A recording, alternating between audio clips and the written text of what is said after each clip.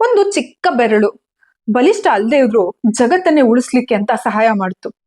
ಹೇಗೆ ಗೊತ್ತಾ? ಅದ್ರಲ್ಲಿದ್ದಂತ ಕೃತಜ್ಞತಾ ಭಾವದಿಂದ. ಬನ್ನಿ, ಈ ಒಂದು ಕಥೆಯನ್ನ ನಾನು ನಿಮ್ ಬಳಿ ಹೇಳ್ತೀನಿ. ನಾನು ನಿಮ್ಮ ಪ್ರೀತಿಯ ದಿವ್ಯಾ ಹುಳ್ಗೋಳ್, ಲೈಫ್ ಕೋಚ್. ನನ್ನ 100 ದಿನಗಳ 100 ಕಥೆಯ ಸರಣಿಗೆ ಸ್ವಾಗತ. ಈ ಕಥೆಯನ್ನ ನೀವೆಲ್ಲರೂ ಕೇಳೇ ಇರ್ತೀರಾ. ಶ್ರೀಕೃಷ್ಣ ಗೋವರ್ಧನ ಪರ್ವತವನ್ನ ಎತ್ತಬೇಕಾಗಿ ಬರುತ್ತೆ. ಆಗ ತನ್ನ ಕೈಯಲ್ಲಿನ 5 ಬೆರಳನ್ನ ಮೊದಲನೆಯದಾಗಿ ಕೇಳ್ತಾನೆ.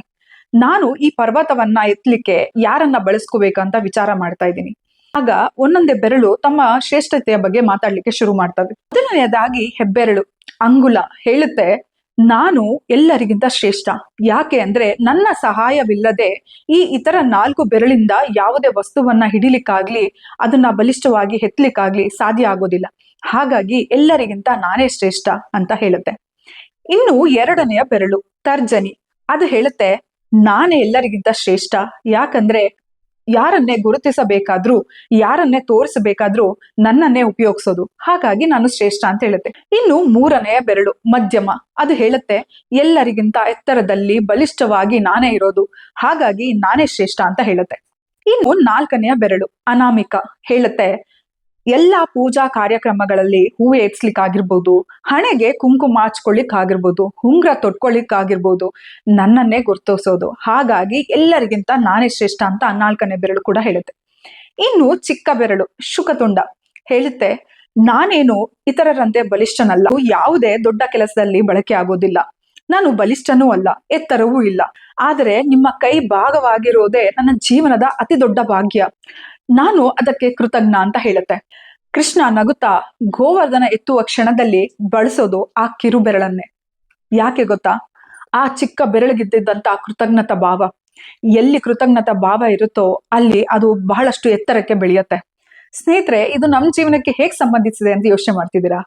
ಇದು ನಮ್ಮ ಜೀವನಕ್ಕೆ ಹಿಡಿದಂತ ಕನ್ನಡಿ. ನಾವೆಲ್ಲರೂ ಹೀಗೆ ಅಲ್ವಾ?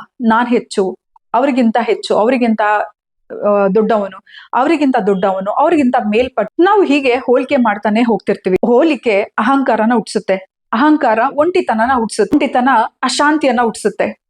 ಆದ್ರೆ ಕೃತಜ್ಞತೆ ಮಾತ್ರ ಮೌನವಾಗಿ ನಮ್ನ ಬಹಳ ಮೇಲೆತ್ತರಕ್ಕೆ ಬೆಳೆಸ್ಲಿಕ್ಕೆ ಸಹಾಯ ಮಾಡುತ್ತೆ. ಯಾವಾಗ್ಲೂ ಶ್ರೇಷ್ಠತೆ ಹುಟ್ಟೋದು ಬಲದಿಂದಲ್ಲ, ಭಾವದಿಂದ. ಸದಾ ನಾನೇ ದೊಡ್ಡವನು, ಅವರಿಗಿಂತ ಶ್ರೇಷ್ಠ ಅಂತ ಇದ್ರೆ ಅದು ನಮ್ಮನ್ನ ಕುಗ್ಗಿಸ್ತಾ ಬರ್ತಾ ಇರುತ್ತೆ.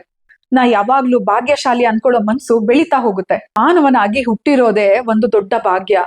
ಇಲ್ಲಿ ಯಾರು ದೊಡ್ಡವರಲ್ಲ, ಯಾರು ಚಿಕ್ಕವರಲ್ಲ. ಹೋಲಿಕೆಯನ್ನ ಬಿಟ್ಟು ಯಾವಾಗ ಕೃತಜ್ಞತೆಯಿಂದ ಬದುಕ್ತಿವೋ ಆಗ ನಾವು ಶ್ರೇಷ್ಠತೆಯನ್ನ ಹೊಂದ್ತೀವಿ. ಆ ಶ್ರೇಷ್ಠತೆಯಿಂದ ನಾವು ಪರ್ವತವನ್ನ ಎತ್ತುವಷ್ಟು ಶಕ್ತಿಶಾಲಿ ಆಗ್ತೀವಿ, ಪರ್ವತದಷ್ಟು ಎತ್ತರಕ್ಕೆ ಬೆಳಿತೀವಿ. ದೇವ್ರು ಯಾವಾಗ್ಲೂ ಗುರ್ತಿಸೋದು ಈ ಶ್ರೇಷ್ಠತೆನ, ಬಲಿಷ್ಠತನವನ್ನ ಅಲ್ಲ, ಯಾರ ಮನಸ್ಸು ಕೃತಜ್ಞತಾ ಭಾವದಿಂದ ತುಂಬಿರುತ್ತೋ ಅವ್ರನ್ನ. ಹಾಗಾಗಿ ನಾವೆಲ್ಲರೂ ಶ್ರೇಷ್ಠತೆ ಅನ್ನೋದನ್ನ ಕೃತಜ್ಞತಾ ಭಾವದಿಂದ ನೋಡೋಣ. ನಮಗೆ ಸಿಕ್ಕಂತ ಸಣ್ಣ ಪುಟ್ಟ ಅವಕಾಶಗಳಿಗೂ ಕೃತಜ್ಞತೆಯನ್ನ ನಾವು ಇಟ್ಕೊಳ್ಳೋಣ. ಇದರಲ್ಲೇ ನಮ್ಮ ಶ್ರೇಷ್ಠತೆ ಇರೋದು. ಶ್ರೇಷ್ಠತೆಯಿಂದ ನಮ್ಮ ಏಳಿಗೆನೂ ಕೂಡ ಬರುತ್ತೆ. ಕತೆ ನಿಮ್ಗೂ ಇಷ್ಟ ಆಗಿದೆ ಅನ್ಕೊಂತೀನಿ. ಇದು ನಿಮ್ಮ ಪ್ರೀತಿಯ ದಿವ್ಯಾ ಹುಳ್ಗೋಳ್, ಲೈಫ್ ಕೋಚ್.